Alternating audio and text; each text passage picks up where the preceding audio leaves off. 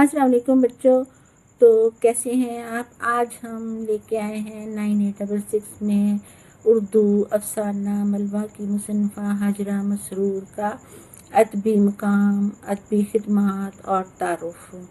حاجرہ مسرور 1930 میں لکھنؤ کے ایک ادب دوست گھرانے میں پیدا ہوئی تھی۔ ان کی بڑی بہن خدیجہ مستور بھی اردو کی مشہور افسانہ نگار اور ناول نگار تھیں، اور دونوں بہنوں نے ایک ساتھ ادبی سفر کا آغاز کیا تھا۔ گھر کا ماحول علمی اور روشن خیال تھا، جس نے دونوں بہنوں کی ذہنی نشو و نما میں اہم کردار ادا کیا۔ ترقی پسند تحریک سے وابستہ مصنفہ تھیں۔ ان کی تحریروں میں سماجی حقیقت نگاری، طبقاتی کشمکش اور خصوصاً عورت کے مسائل اور نفسیات کو نمایاں جگہ ملی۔ وہ عصمت چغتائی کے بعد ان چند خواتین افسانہ نگاروں میں شمار ہوتی ہیں جنہوں نے عورت کے اندرونی احساسات، اس کی محرومیوں اور معاشرتی جبر کو بے باکی سے موضوع بنایا۔ اسلوب اور امتیازی خصوصیات۔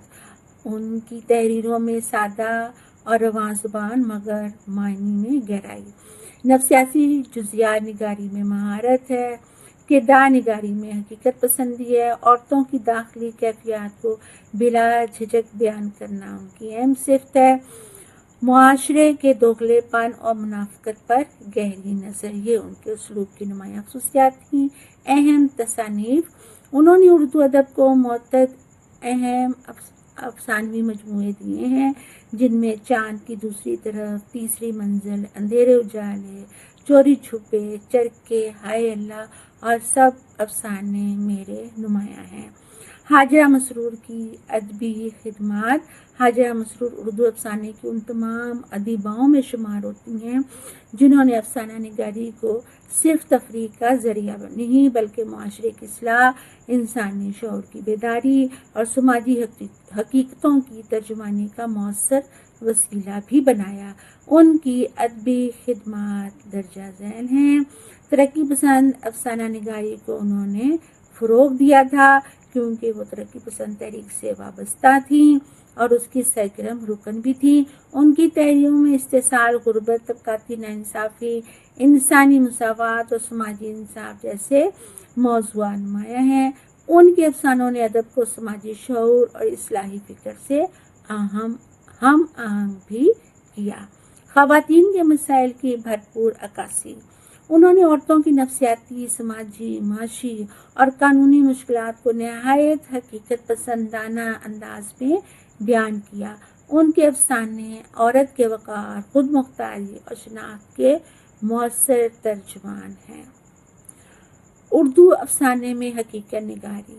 حاجرہ مسرور نے زندگی کے مسائل کو بغیر بناوٹ اور تصنع کے پیش کیا۔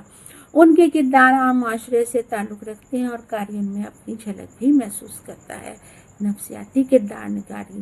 ان کے افسانوں میں کرداروں کی داخلی کشمکش، احساس محرومی، جذبات اور ذہنی کیفیت کی عمیق عکاسی ملتی ہے، جو ان کے فن کو منفرد بناتی ہے۔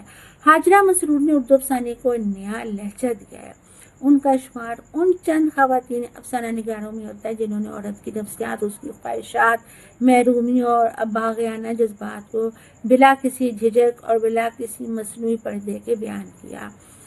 عصمت چغتائی کے بعد یہ جرأت مندانہ اسلوب حاجرہ مسرور کے ہاں نمایاں طور پر نظر آتا ہے۔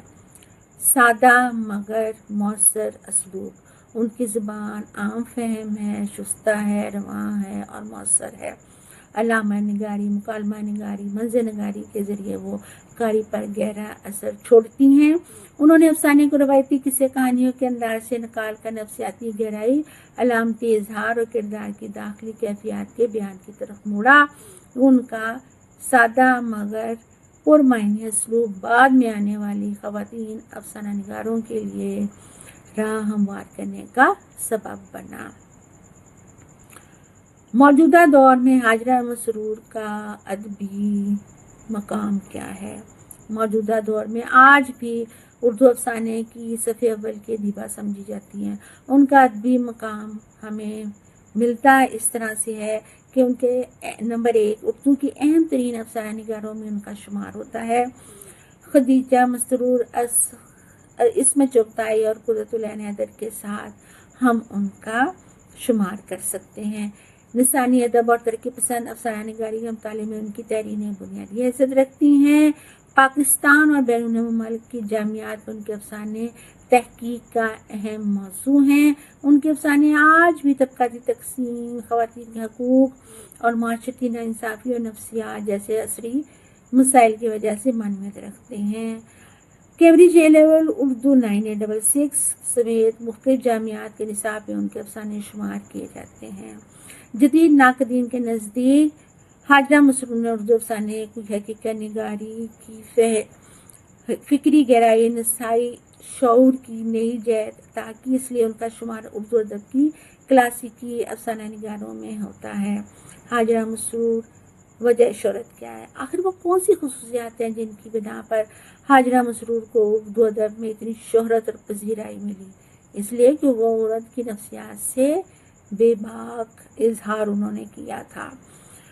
नंबर 2, तहरीक पसंद तरक्की की नुमाइंदा आवाज़ कहलाई थी। समाजी मुनाफिकत और दोगलेपन की उन्होंने अक्कासी की थी।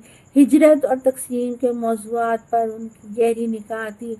हाजरा मसरूर के अदबी रफ़ाकत में अपनी बहन खतीजा मस्तूर के साथ मिलकर अदब और सहाफ़त में की गई खिदमत में भी उनकी शोहरत में इजाफ़ा हुआ है और दोनों बहनें उर्दू अफसाने की तारीख़ में एक साथ याद की जाती हैं।